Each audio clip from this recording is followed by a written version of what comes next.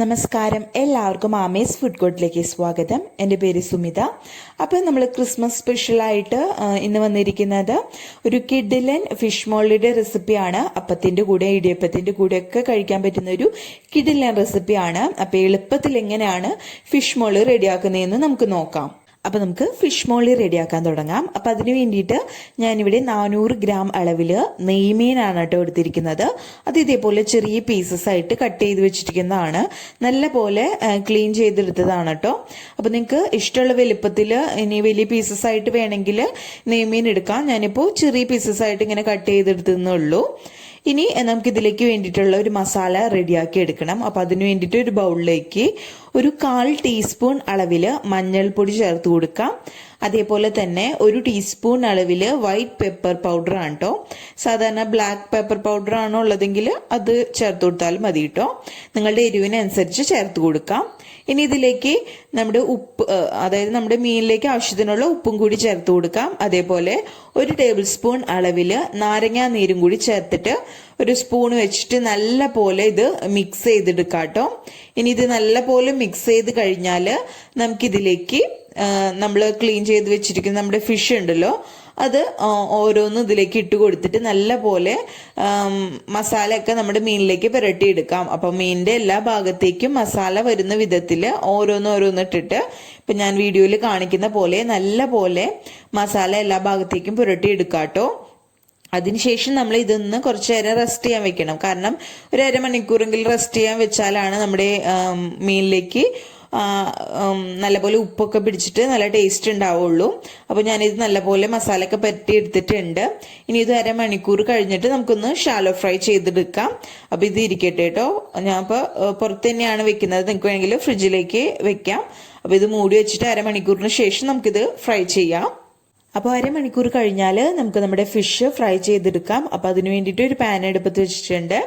അതിലേക്ക് നമുക്ക് just deep fry അല്ല, നമ്മൾ ജസ്റ്റ് ഷാലോ ഫ്രൈ ആണ് ചെയ്യുന്നത്. അപ്പോൾ അതിനനുസരിച്ചുള്ള വെളിച്ചെണ്ണയാണ് ചേർത്ത് കൊടുത്തിരിക്കുന്നത്. വെളിച്ചെണ്ണയിൽ ഫ്രൈ ചെയ്തെടുക്കുമ്പോഴാണ് നല്ലൊരു ടേസ്റ്റ്. അപ്പോൾ ഞാൻ കുറച്ച് 2 ടേബിൾ സ്പൂൺ അളവിൽ ചേർത്ത് കൊടുത്തിട്ടുണ്ട്. അതൊന്ന് ചൂടായിട്ട് വരുമ്പോൾ നമ്മൾ മസാല പുരട്ടി വെച്ചിരിക്കുന്ന നമ്മുടെ ഫിഷ് ഉണ്ടല്ലോ, അത് മൊത്തത്തിൽ അങ്ങ് ചേർത്ത് കൊടുക്കുക. ഇപ്പം ഞാൻ കുറച്ച് അളവിലല്ലേ കാണിക്കുന്നത്. അപ്പോൾ അത് കാരണം ഞാൻ ഒരു ബാച്ചായിട്ട് തന്നെ അത് മൊത്തത്തിൽ അങ്ങോട്ട് ഫ്രൈ ചെയ്തെടുക്കുകയാണ് ചെയ്യുന്നത്. കൂടുതൽ എടുക്കുന്നുണ്ടെങ്കിൽ നിങ്ങൾ ഓരോ ബാച്ചായിട്ട് ഇത് ഫ്രൈ ചെയ്തെടുക്കാം. അപ്പോൾ ഒരു മീഡിയം ഫ്ലെയിമിൽ വെച്ചിട്ട് ഇത് തിരിച്ച് മറിച്ചിട്ടിട്ട് 2 സൈഡും ഒരു ലൈറ്റ് ഗോൾഡ് നിറായി വരുന്നത് വരയ്ക്കും നിങ്ങൾക്ക് ഫ്രൈ ചെയ്തെടുക്കാം കേട്ടോ. ജസ്റ്റ് ഷാലോ ഫ്രൈ ചെയ്തെടുക്കുക. 2 വശവും ഒന്ന് വെന്ത് വരുന്ന വരയ്ക്കും നമ്മളിത് ഫ്രൈ ചെയ്തെടുക്കാം കേട്ടോ.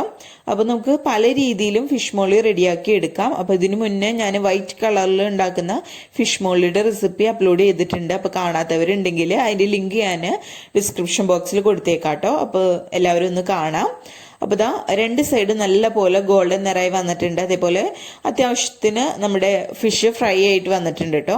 അപ്പോൾ ഇതങ്ങ് ഫ്ലെയിം ഓഫ് ചെയ്തിട്ട് നമുക്ക് എല്ലാനും ഒരു പാത്രത്തിലേക്ക് അങ്ങ് കോരിയിട്ട് കൊടുക്കാം കേട്ടോ. ഇത്രയ്ക്കും നമ്മൾ ഫ്രൈ ചെയ്തെടുത്താൽ മതി കേട്ടോ.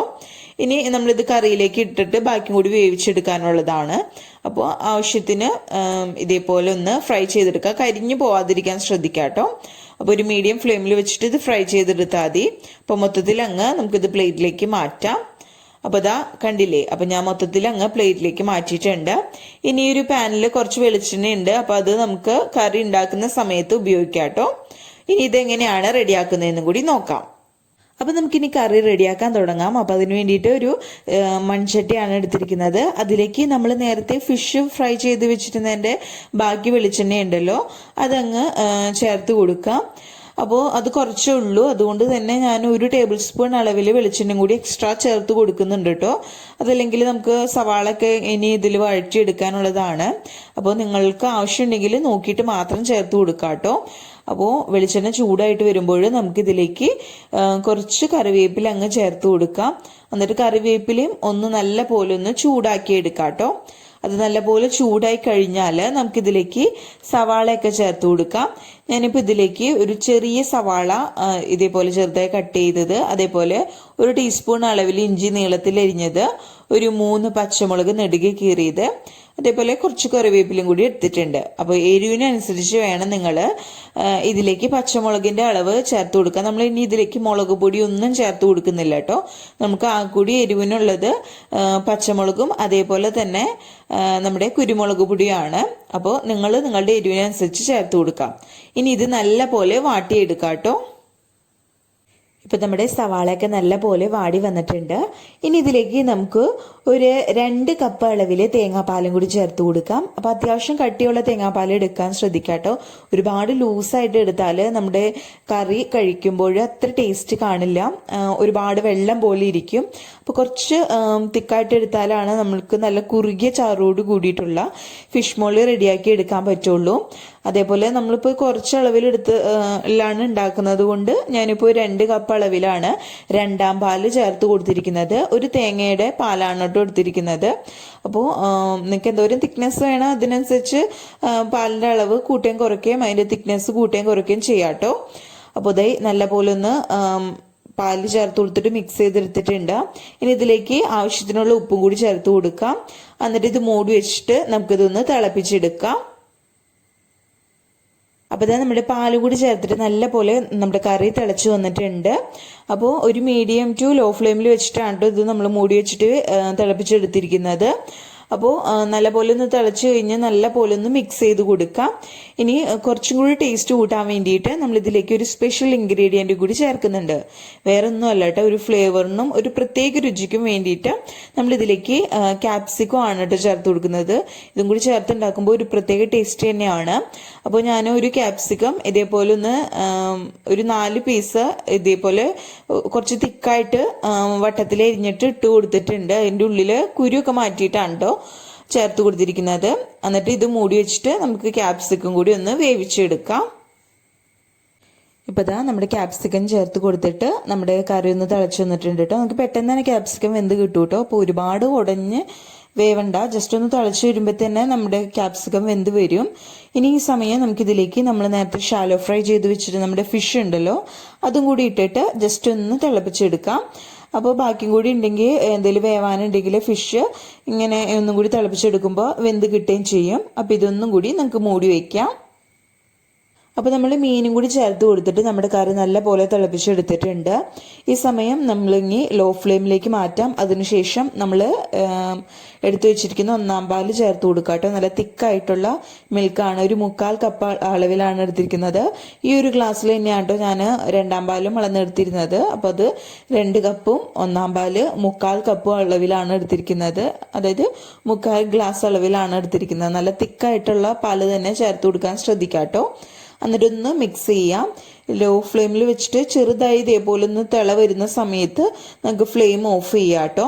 അപ്പോൾ ഇത് മൺചട്ടി ആയതുകൊണ്ട് തന്നെ നല്ലപോലെ ചൂട് നിൽക്കും, തിളച്ചുകൊണ്ടേ ഇരിക്കുന്നത്. അതുകൊണ്ടാണ് കേട്ടോ ഞാനിപ്പോൾ ഫ്ലെയിം ഓഫ് ചെയ്തിട്ടുണ്ട്. ഈ സമയം ഇതിലേക്ക് കുറച്ച് കറിവേപ്പില കൈ വെച്ചിട്ട് ഞെരടിയിട്ട് ഇതിലേക്ക് ചേർത്ത് കൊടുക്കാം. അതേപോലെ തന്നെ ഉപ്പും എരിവൊക്കെ നോക്കാം കേട്ടോ, കുറവുണ്ടെങ്കിൽ ചേർത്ത് കൊടുക്കാം. ഞാൻ അവസാനമായിട്ട് ഇതിലേക്ക് ഒരു ടീസ്പൂൺ അളവിൽ പച്ച വെളിച്ചെണ്ണയും കൂടി ചേർത്ത് കൊടുക്കുന്നുണ്ട്. അതേപോലെ ഒരു 1/4 ടീസ്പൂൺ അളവിൽ വൈറ്റ് പെപ്പർ പൗഡറും കൂടി ചേർത്ത് കൊടുക്കുന്നുണ്ട്. അപ്പോൾ ടേസ്റ്റ് നിങ്ങൾ നോക്കിയിട്ട് എന്തെങ്കിലും കുറവുണ്ടെങ്കിൽ ചേർത്ത് കൊടുക്കാം കേട്ടോ. അപ്പോൾ ഇത്രയേ ഉള്ളൂ, നമ്മുടെ അടിപൊളി ഫിഷ് മോളി ഇവിടെ റെഡി ആയിട്ടുണ്ട്. നല്ല സ്വാദിഷ്ടമായ യെല്ലോ കളറിലുള്ള നല്ല കിഡിലൻ റെസിപ്പിയാണിത് കേട്ടോ. അപ്പോൾ ഇപ്പോൾ കുറച്ച് ലൂസ് പോലെ ആയിട്ടാണ് നമുക്ക് ഇരിക്കുന്നത്. ഇത് ഒന്നും കൂടി ഇരിക്കും തോറും നല്ല തിക്കായിട്ട് വരും. അപ്പോൾ നല്ലപോലെ ചൂടാറി കഴിഞ്ഞാൽ നല്ല തിക്കായിട്ട് വരും കേട്ടോ. ഇപ്പോൾ ഇതേ കണ്ടില്ലേ, ഇതേപോലെയാണ് ഇരിക്കുന്നത്. ചൂടാറി വരുമ്പോൾ നല്ല തിക്കായിട്ട് വരും. അപ്പോൾ എല്ലാവർക്കും ഈ വീഡിയോ ഇഷ്ടപ്പെട്ടെന്ന് വിചാരിക്കുന്നു. വീഡിയോ ഇഷ്ടപ്പെട്ടാൽ ലൈക്ക് ചെയ്യുക, ഷെയർ ചെയ്യുക, സബ്സ്ക്രൈബ് ചെയ്യാനും മറക്കരുത്. അപ്പോൾ അടുത്ത അടിപൊളി വീഡിയോ ആയിട്ട് വരുന്നത് വരയ്ക്കും ബൈ. താങ്ക്